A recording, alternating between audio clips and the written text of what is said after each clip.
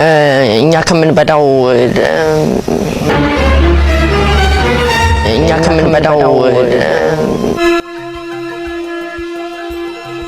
ሰላም ጥዕና ሃበልና ቤተሰብ ሰገን ሎሞን ከም ትልሙድ ኣዝዮም ኣገረምቲ ብፍላይ ድማ ኣብ ቀጥታ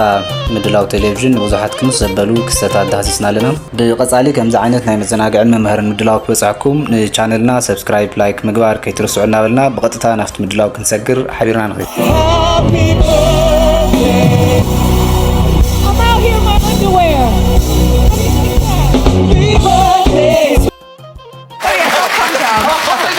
እንግዳችን ዶክተር አብዱልቃድር አህመድ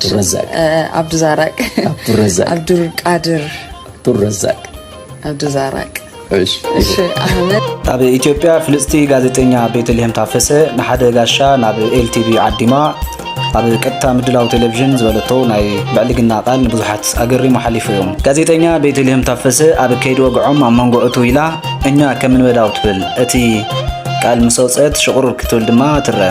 እዚ ናይ ቤተልሔም ተግባር ኣብ መንጎ ቁም ነገራዊ ወግዒ ካብ ካልእ ምሕሳብ ከም ዘየድልን ሕማቕ ምዃኑን እኹል ትምህርቲ ሂብና ይሓልፍ እኛ ከምንበዳው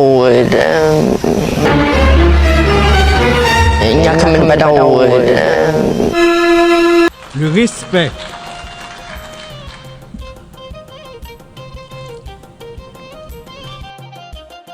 ኣብቲ ዓለም ዝመርሕ ቤት ጽሕፈት ውድብ ሕብራት ሃገራት መደረ ከስምዑ ዝወፁ መራሒ ሃገር ሃይቲ ዝገጠሞም ድማ ፍሉይ እዩ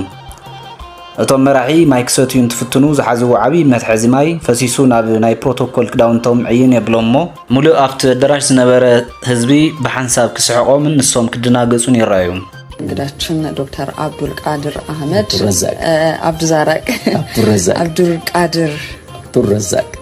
አብዱዛራቅ እሺ አህመድ ሲዲያችን መተው ማብራሪያ እዛ ጋዜጠኛ ንሓደ ፍሉጥ ሰብ ዓዲማ ሽሙ ብትክክል ክትጽውዖ ኣቢዋ ተብተብ ኢላ ጋሻ ዶክተር አብዱረዛቅ እዮም ንሳ ግን ሓንሳ ዶክተር አብዱዛራቅ መሊሳ ድማ ዶክተር አብዱቃድር ኢላ ብምጽዋዕ ሕውስውስ እናበለት ብድንጋጸ መደባ ትጅምሮ እንግዳችን ዶክተር አብዱልቃድር አህመድ አብዱዛራቅ ሕጂ ኣብታ ዘለኹም አንጭዋ ትበሃል ንእሽተይ ፍጥረት ጠቕተት ትብለኩም እንታይም ተሰማዕኩም እዛ ናይ አልጀዚራ ጋዜጠኛ እምበኣር ተመልክትዋ ዜና ኣብ ምንባብ እንተላ በአንጭዋ ርዒዳ ስቱዲዮ ለቂቓ ክትወፅእ ተቐሪባ ነይራ እያ have called on all sides to oh my goodness that was okay sorry everyone a rat just ran across the desk let's continue authorities say the extension ናይ ዘመናዊ ሂፕ ሆፕ ደራፊት ጄኒፈር ሎፔዝ ኣብ መድረኽ እንተላ ዝገጠማ ድማ ኣዝዩ መገረሚ ነገር እዩ ንሳ ኣብ ውዒ ናይ ኮንሰርት ሙዚቃ እንተላ ዝተኸደነቶ ሓፂር ስከርት መሊቑ መስሓቅ ብዙሓት ገይርዋ ንሳ ግን ኣብ ክንዲ ምሕፋር በቲ ዝነበራ ፓንት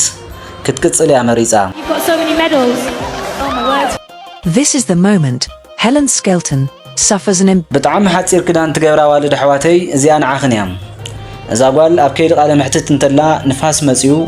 ንሓፂር ቀምሻ ቀሊዑ ኣዋሪድዋ እዩ ነቲ ቃለ ምሕትት ኣቋሪፃ ቀምሻ ክትሕዝ ክትጓየ ድማ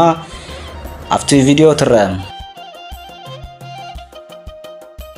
This gorgeous TV reporter takes a hard fall like a champ, all while maintaining a smile.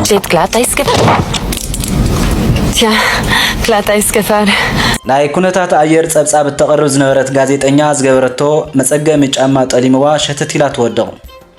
እዚ ድማ ንብዙሓት ኣዝዩ ዘስሐቐን ዘገረመን ስሕተት ኮይኑ ሓሊፉ ኣሎ ከምዛ ጋዜጠኛ እዚኣ ንሞዩ ዝተገደሰ ሰብ የለን እዛ ጋዜጠኛ ዜና እናንበበት ከላ ብሃንደበት ኮፍ ዘለቶ ወንበር ንድሕሪት ፍንጭል ምስ በለ ዜና ምንባብ ከይቋረፀት ውጥሕ ኢላ ትቕፅል ብዙሓት ሰባት እዛ ጋዜጠኛ ተጸጊማ እቲ ዜና ክሳብ ዝውዳእ ዝገበረቶ ተጋድሎ ኣድኒኦም እዮም En ese momento, Cell sintió el verdadero terror.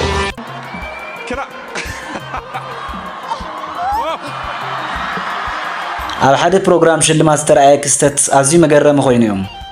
እዛ ናብቲ መድረኽ ዝወፀት ሰበይቲ ዝገበረቶ ጸሊም ቀምሽ ሙሉእ ብምሉእ ወፂኡ ጥርሓ ትተርፍ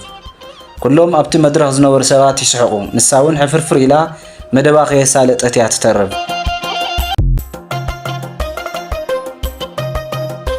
ጋዜጠኛ ዜና ምንባብ እንተላ ጥራጥ መሊቑዋ ዘረኣያቶ ሕፍረት ድማ ኣዝዩ መሕዘን እዩ مستردت نتو مسارحتا تسمعوا دو يتسمعن إلى تحتهم تملكتهم. Vamos tentar consultar. Gente, não dá. A polícia procura pelo motorista que atropelou e arrastou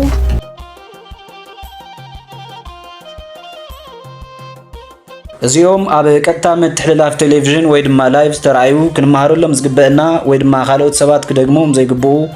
ዓበይቲ ስሕተታት እዮም ዝኽበርኩም ተኸታተልቲ ሰገን ቲዩብ ከምዚኦም ዝበሉ ቪድዮታት ክበፅሑኹም ደጊምና ሰብስክራይብ ምግባር ከይትርስዑ ክንብል ንደሊ ሰላም ኣብ ዘለኹም